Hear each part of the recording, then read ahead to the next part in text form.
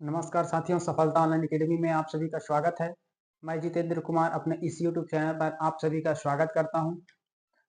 आज हम लोग पढ़ने वाले हैं सीडीपी की क्लास। सीडीपी की क्लास में हम लोग पढ़ेंगे। आज का जो हमारा टॉपिक रहेगा वह रहेगा आपका समाजीकरण। समाजीकरण क्या होता है, कौन कौन से टाइप्स का होता है, समाज से एक बालक कैसे सीखता है, बालक एक सामाजिक जो परिस्थिति होती है उनके बारे में किस तरह से जानता है, इसके बारे में हम लोग फुल डिटेल में चर्चा करेंगे आज। ठीक, तो आज का जो हमारा टॉपिक रहेगा वह रहेगा आपका समाजीकरण। समाजीकरण आज हमारा टॉपिक रहेगा कि समाज। तो सर्वप्रथम समाजीकरण की जो अर्थ होता है उसको समझ लेते हैं कि समाजीकरण का अर्थ क्या होता है।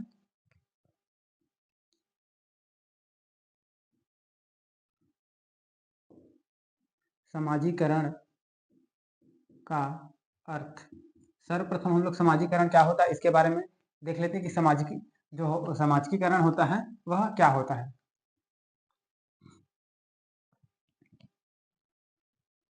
इसमें मनुष्य एक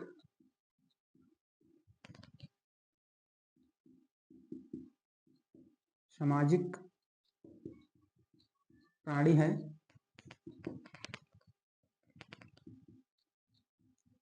बिना समाज के कोई भी बिना समाज के कोई भी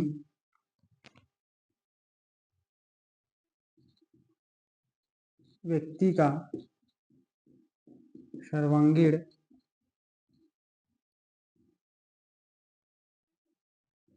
विकास नहीं हो सकता है। व्यक्ति समाज से ही नैतिकता व सामाजिक मूल्यों आदि को सीखता है। ठीक, ये रहा इसका एक समाजीकरण का एक अर्थ कि मनुष्य क्या होता है, सामाजिक प्राणी होता है। इसका तात्पर्य यह है कि मनुष्य क्या है, आपस में जैसे उसका पास पड़ोस रहता है, परिवार रहता है, और जो परिवार रहता है इसके साथ साथ में जो विभिन्न समुदाय के लोग आपस में रहते हैं वह क्या होता है, समुदाय का रूप कहलाता है। तो समुदाय जो व्यक्ति है वो प्रायः समुदाय में रहते हैं। उसके बिना मनुष्य, एक अकेला मनुष्य जीवित नहीं रह सकता, ना ही उसका सर्वांगीण विकास हो सकता है। तो वह क्या है, एक सामाजिक प्राणी है, समाज में रहने वाला है। इसके साथ बिना समाज के कोई भी व्यक्ति रहता है उसका सर्वांगीण विकास, हर तरह से विकास संभव नहीं हो पाता। इसके साथ व्यक्ति समाज से ही नैतिकता व सामाजिक जो मूल्य होते हैं उनको क्या करता है, सीखता है। बिना समाज के व्यक्ति जो सामाजिक मूल्य होते हैं, उनका रीति रिवाज, संस्कृति, सभ्यता, इन सभी बातों को क्या है, व्यक्ति बिना समाज के नहीं सीख सकता। तो यह रहा इसका समाजीकरण का जो एक अर्थ। आगे देखते हैं, कुछ वैज्ञानिकों ने इस पर अपनी अपनी राय दिया है। तो उन जो वैज्ञानिक है उनका भी परिभाषा देख लेते हैं कि उन्होंने क्या बोला है। जैसे रॉस, रॉस एक मनोवैज्ञानिक है। तो रॉस के अनुसार देख लेते हैं कि रॉस मनोवैज्ञानिक है, उन्होंने समाज जो समाजीकरण है उसके बारे में क्या कहा है। तो इसमें देखते हैं, समाजीकरण समाजीकरण सहयोग करने वाले सहयोग करने वाले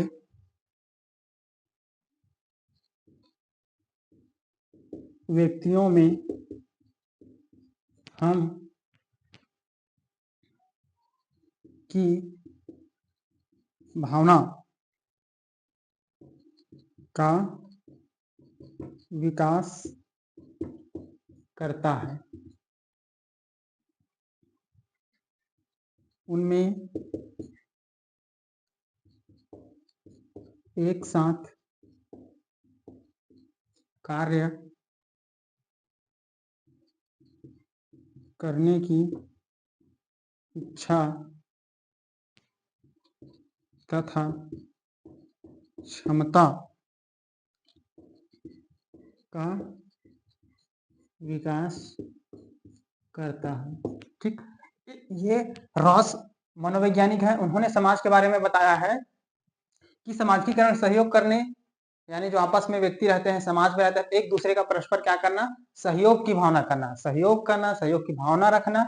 इसके साथ साथ व्यक्तियों में ये इंपॉर्टेंट याद रखना, हम की भावना, किसकी भावना, हम की भावना का विकास करता है। हम की भावना का मतलब होता है हम सभी, मतलब जो समाज में व्यक्ति रहते हैं उसमें हम सभी परस्पर सहयोग की भावना, सहानुभूति की भावना हम सभी में होनी चाहिए। तो हम की भावना का क्या करता है, विकास करता है। कौन, समाजीकरण। इसके साथ ही उसमें एक साथ कार्य करने की इच्छा व क्षमता का विकास करता है, मतलब व्यक्ति आपस में साथ में मिलकर रहे, साथ में सहयोग के रूप में कार्य करें, उसमें कार्य करने की क्षमता उत्पन्न हो। तो ये सभी क्या है, आपका समाजीकरण से ही संभव होता है। ये राष्ट्र मनोवैज्ञानिक है, उन्होंने बताया है कि हम की भावना का विकास किस परिस्थिति में होता है, समाजीकरण। ठीक, याद रखिएगा, यदि पूछेगा आपका सीट सवाल हम की भावना किससे संबंधित है, तो एक तो राष्ट्र मनोवैज्ञानिक और दूसरा है आपका समाजीकरण। ठीक, तो हम की भावना का जो समाजीकरण के रूप में प्रयोग किया गया वह किसने किया, तो रॉस ने किया। ठीक, तो हम की भावना का विकास किससे होता है, तो समाजीकरण से। ठीक, ये दो टॉपिक्स याद रखेंगे, पेपर में आने लायक है। आगे देखते हैं, आगे है आपका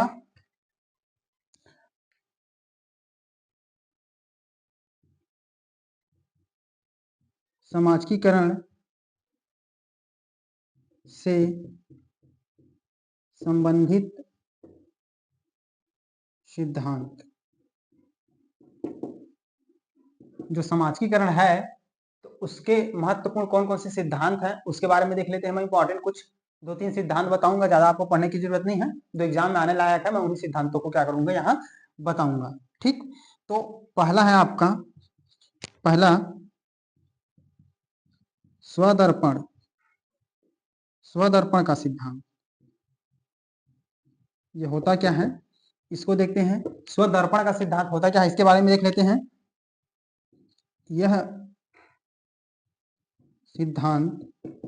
यह सिद्धांत कुले द्वारा दिया गया, जिसके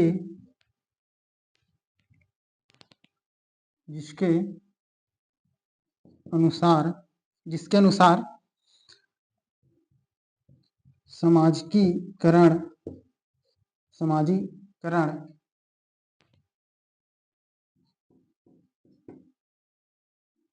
सामाजिक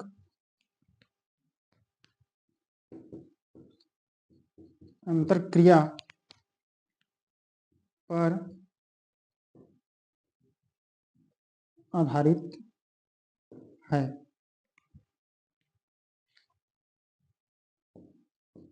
कुले के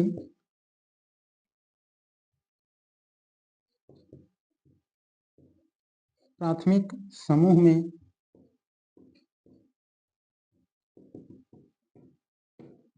परिवार, आसपास का वातावरण,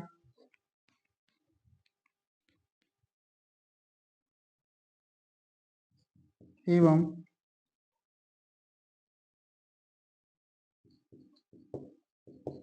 खेल समूह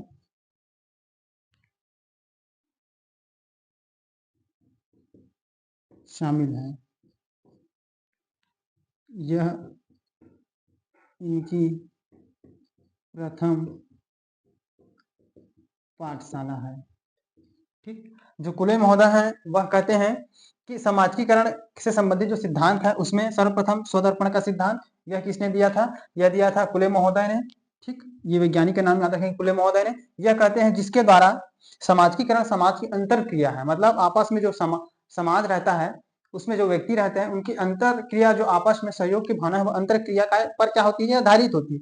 इसके साथ उन्होंने प्राथमिक समूह में किसको रखा है, प्राथमिक समूह में रखा परिवार, आसपास एवं खेल समूह एवं खेल। यही क्या है, इनकी प्रथम पाठशाला है। किसके अनुसार? कुले महोदय के अनुसार। ठीक, तो ये स्वदर्पण का सिद्धांत है। यह किसने दिया? तो कुले महोदय ने दिया। इसके अनुसार जो व्यक्ति रहता है उसका प्रथम पाठशाला कौन है? तो प्रथम पाठशाला है परिवार। क्या? परिवार, आसपास एवं खेल समूह, इस तीनों में से एक आ जाएगा, आप उनमें ठीक करिएगा। ठीक, तो ये आपका दिया स्वदर्पण का सिद्धांत, जो महत्वपूर्ण सिद्धांत है, ये आपका दिया है किसने? कुले महोदय ने। ठीक, याद रखिएगा। दूसरा क्रम का है आपका मैं और मुझे का सिद्धांत। ठीक, मैं और मुझे का सिद्धांत यह किसने दिया? ये होता क्या है इसके बारे में देखते हैं। इस सिद्धांत के जनक मीड महोदय जी हैं। ठीक, इस सिद्धांत के जो जनक हैं कौन है? मीड महोदय। ठीक है, इन्होंने क्या कहा है इसके बारे में, उसको देख लेते हैं। इसके अनुसार हम समाज में अपनी भूमिका निर्वाह करते हैं।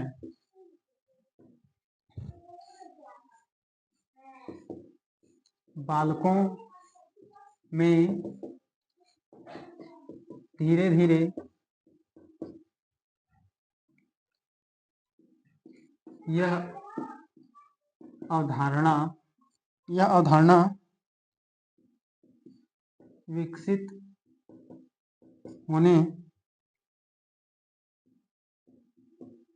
होने लगती है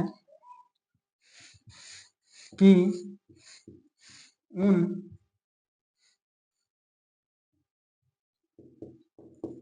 बातों तथा व्यवहारों का अन्य पर किस तरह प्रभाव पड़ेगा, इस तरह उनमें मैं व मुझे की भावना विकसित होने लगती है। ठीक, ये सरल शब्दों में इसको समझा देता हूं। मैं और मुझे का सिद्धांत किसने दिया? तो ये याद रखिएगा, ये आपका नाम पूछता है मीड महोदय ने। ठीक, मीड महोदय ने दिया है मैं और मुझे का सिद्धांत। इसके अनुसार हम समाज में जो भूमिका निर्वाह करते हैं, मतलब समाज में प्रत्येक की अलग अलग भूमिकाएं होती हैं। ठीक, अलग अलग कार्य होते हैं, तो इसमें समाज में जो निर्वाह करते हैं, बालकों में धीरे धीरे यह अवधारणा विकसित होने लगती है। जैसे समाज में रहते जो वहां का बच्चा है, उनमें क्या होने लगती है, जो बातें होती हैं, धीरे धीरे एक अवधारणा विकसित होने लगती है कि उन बातों तथा व्यवहारों का उनके द्वारा, मतलब जो बालक होते हैं उनके द्वारा किए गए जो व्यवहार है, बात है, उनका दूसरों पर किस तरीके से प्रभाव पड़ेगा। तो उनमें क्या है, मैं और मुझे की भावना का विकास होने लगता है। मतलब कैसे? यदि मैं कुछ बातें करूंगा, मेरा व्यवहार किस तरह का है, वह समाज देखता है, तो उन पर क्या है, मेरे किस तरह का प्रभाव मेरे माध्यम से उन पर पड़ेगा, तो मैं उनके समक्ष किस तरह से व्यवहार करना चाहता हूं, कैसा करूं, क्या ना करूं, इस तरीके से किसका विकास होने लगता है? मैं का। और इसके साथ साथ मुझे का मतलब क्या है? मुझे मतलब हम जैसे समाज में आपस में रहते हैं, तो मैं जिस तरह से व्यवहार करूंगा, सामने वाला भी मेरे साथ वैसा ही व्यवहार करेगा। इस तरीके से आपका मैं और मुझे का जो सिद्धांत है वह किसमें? बच्चों में विकसित होने लगता है। ठीक, आगे देखते हैं। इसमें इंपॉर्टेंट फैक्ट देख लेते हैं, वह क्या है? मैं और मुझे का मिश्रित रूप ही स्व है। ठीक, यह एक दूसरे के पूरक हैं, पृथक नहीं। ठीक, इंपॉर्टेंट फैक्ट है, याद रखिएगा। मतलब ये है कि मैं और मुझे का जो मिश्रित रूप है वह क्या है? स्व, स्वयं की भावना। ठीक, स्वयं के साथ साथ दूसरों को भी क्या करना है? अपने साथ में रखकर सामाजिकरण की जो प्रक्रिया है उसका निर्वाह करना है। ठीक, आगे यह एक दूसरे के पूरक है। मैं और जो मुझे है वह एक दूसरे के पूरक है, एक दूसरे के बिना अधूरे हैं, या पृथक नहीं हो सकती। यह एक दूसरे के पूरक है, मतलब दोनों मैं और मुझे का जो सिद्धांत है वह दोनों क्या है? आपस में रिलेट है। ठीक है, तो इस तरीके से आपका क्या है? मैं और मुझे का सिद्धांत बिन महोदय द्वारा दिया गया है, जिसमें जो समाज रहता है, समाज में एक बालक रहता है, तो उस बालक का समाज के प्रति, उनके व्यवहार के प्रति किस तरह का जो विचार रहता है, जिससे बालक में मैं और मुझे का जो भावना है वह विकसित होता है। इसके साथ साथ समाज में जो रहने वाले व्यक्ति हैं उनका भी क्या रहता है? इस तरह की जो प्रक्रिया रहती है समाजीकरण की, वह दोनों चलती रहती है। ठीक, तो मुझे का जो सिद्धांत है का मिश्रित रूप क्या है? स्व, और यह एक दूसरे के क्या है? पूरक है। ठीक है, आगे आगे जो सिद्धांत है आगे देख लेते हैं। तीसरा सिद्धांत देख लेते हैं, सामूहिक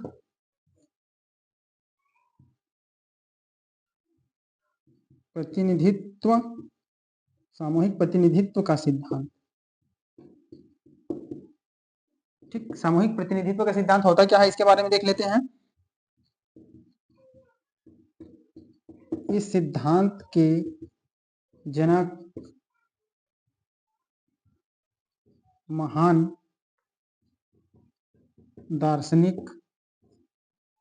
दार्शनिक दुर्खिम हैं। इसके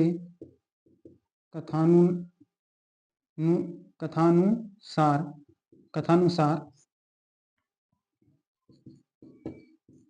प्रत्येक समाज में अपनी अपनी सभ्यता, संस्कृति होती है,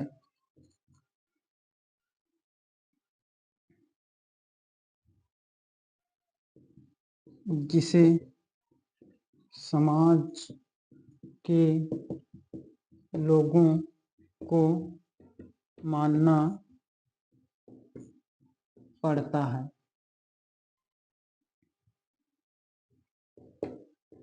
बालक जिस समूह या समुदाय में जन्म लेता है वह वहीं की संस्कृति, सभ्यता व मूल्यों को समझने व जानने के साथ मानने भी लगता है। ठीक, ये आपका रहा सामूहिक प्रतिनिधित्व का सिद्धांत। यह किसने दिया था? आपका महान दार्शनिक। यह एक महान दार्शनिक थे, कौन? दुर्खिम थे। इसके कथानुसार वह कहते हैं कि प्रत्येक समाज जो रहता है उसमें अपनी अलग अलग मान्यताएं, सभ्यताएं, संस्कृति होती है, जिसको वहां समाज में रहने वाले लोगों को क्या करना पड़ता है? मानना पड़ता है, मानते हैं और उन्हीं सभ्यता संस्कृति के अनुसार क्या करते हैं? चलते हैं। ठीक, तो बालक जैसे एक समाज में या समूह में पैदा लेता है, मतलब जो भी समुदाय है, समाज है, उनकी जो रीति रिवाज है उस समूह में जन्म लेता है, तो उन्हीं जो रीति रिवाज है, सभ्यताएं हैं, उनको क्या करता है? वह बालक धीरे धीरे करके सीखता है। ठीक है, और उन्हीं मान्यताओं के आधार पर वह बालक भी क्या करता है? उनको मानने के साथ साथ आगे बढ़ता है। ठीक, तो इसमें सामूहिक प्रतिनिधित्व का सिद्धांत वही है कि जो समुदाय में, समाज में जन्म लेने वाला जो बालक है वह उन्हीं सभ्यताओं या मान्यताओं को क्या करता है? स्वीकार करता है, मानता है, और उनको क्या करता है? आगे लेके अपने जीवन में समाजीकरण की प्रक्रिया का कार्य करता है, वह निरंतर उनके जीवन में चलता रहता है। ठीक, समाजीकरण के प्रकार। ठीक, समाजीकरण के कौन कौन से प्रकार हैं इसको देख लेते हैं। यही छोटे रूप में बता देता हूं, आपके पेपर एग्जाम में जो पूछे जाते हैं उन्हीं को बताऊंगा मैं। ठीक है, तो इसमें पहला है आपका प्राथमिक समाजीकरण।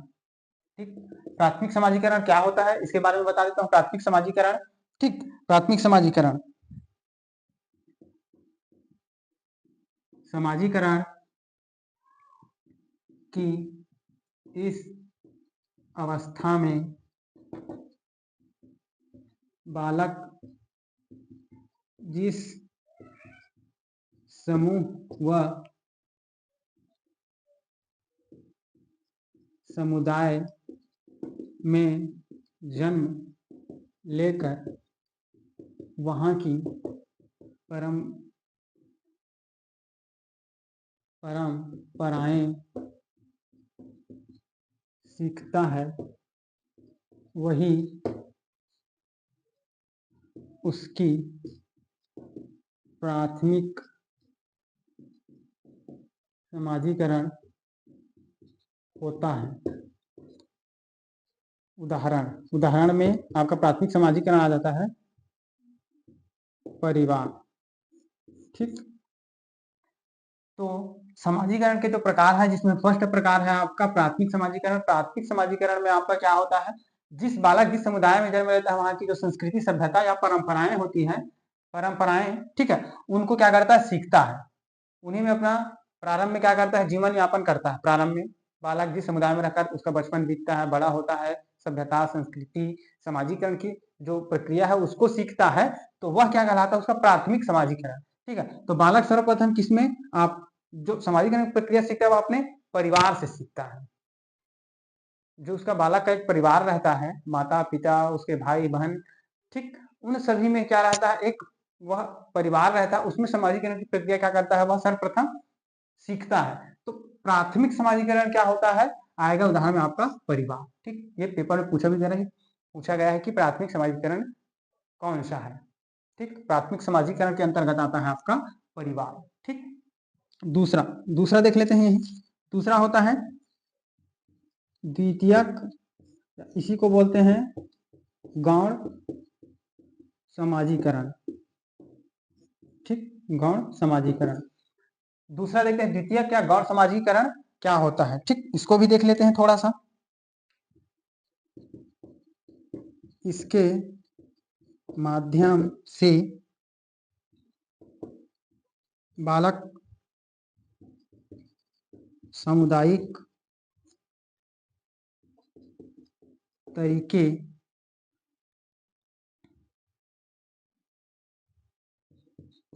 से सीखने के व्यवहार को अपनाता है। ठीक, मतलब इसमें देखो, सर्वप्रथम प्राथमिक जो समाजीकरण था उसमें जो सीखता है, जो सभ्यता संस्कृति, वह किससे सीखता था, परिवार से।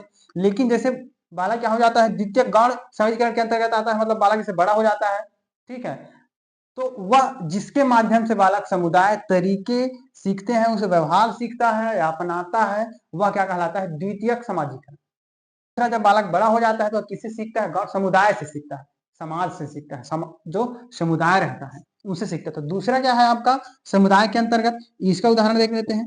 एक जैसे बालक बड़ा हो जाता है, स्कूल जाने लगता है, तो एक विद्यालय हो गया। ठीक, विद्यालय के साथ साथ आपका आ जाता है खेल का मैदान। ठीक, दूसरा होता है मीडिया